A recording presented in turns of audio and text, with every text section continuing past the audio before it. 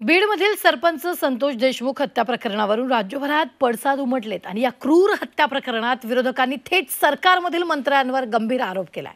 वाल्मिक कराड यामागचा मास्टरमाइंड असल्याचा आरोप करण्यात आला। मात्र वाल्मिक कराडचा आका कोण असा सवाल आता उपस्थित केला जातोय। पाहूया।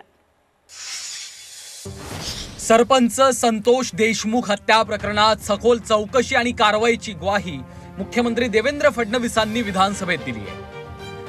या आश्वासनानं सत्ताधारी भाजपचे आमदार सुरेश धस यांचं समाधान झालेलं दिसत नाहीये। धस यांनी संशयित आरोपीच्या आकाचा उल्लेख करून त्यांच्यावर कधी कारवाई होणार असा थेट सवाल केलाय। वाल्मिकचा आका कोण ते शोधणं गरजेचं आहे असं म्हणत त्यांनी थेट नाव घेणं टाळलंय। जे आपण नाव घेतलेलं आहे, मी त्यांचं अजून नाव घेतलेलं नाही, परंतु फक्त आका म्हणलेला आहे। विष्णू चाटे अँड गँगचा आका हे आका जे आहेत इन्व्हेस्टिगेशनमध्ये जर पुढे आले तर आका आपोआपच बिनभाड्याच्या खोलीमध्ये जातील।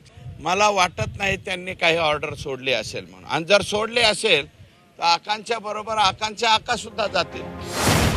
राष्ट्रवादी शरद पवार पक्षाचे आमदार जितेंद्र आव्हाडही यावरून सरकारला घेरतायत। सरपंच हत्या प्रकरणावरून आव्हाडांनी विधानसभेत आक्रमकपणे बाजू मांडत सरकारला खडे सवाल केलेत। आता त्यांनी थेट पंकजा मुंडेंच्या वक्तव्याचा दाखला देत धनंजय मुंडेंचं नाव घेतलंय। ट्विट केला होता ज्यामध्ये पंकजा मुंडे काही उल्लेख करताना नाही, त्याच्यात काय पंकजा मुंडे ह्या हसत हसत म्हणतायत, म्हणजे हा त्यांचा काय जुना व्हिडिओ नाही, हा नवीन व्हिडिओ आहे।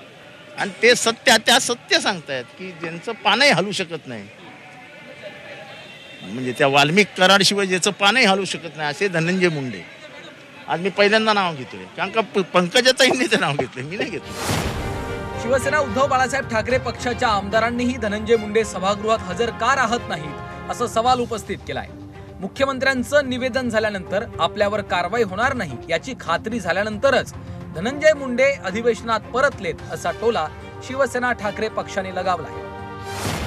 आम्हाला असं वाटत होतं की काल माननीय मुख्यमंत्र्यांच्या उत्तरातून निश्चितपणे ठोस अशा पद्धतीचा कारवाईची अपेक्षा संपूर्ण महाराष्ट्राला होती, आणि म्हणून उद्या आपल्यावर एक काही जबरदस्त कारवाई वगैरे होईल की काय या भीतीनं कदाचित ते आले नसावेत।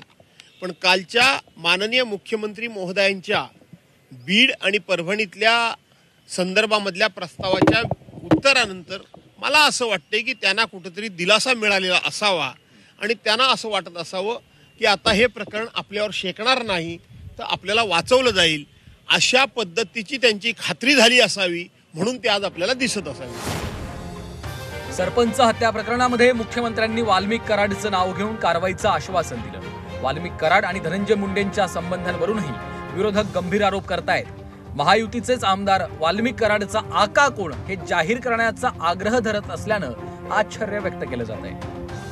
ब्युरो रिपोर्ट झी 24 तास, नागपूर।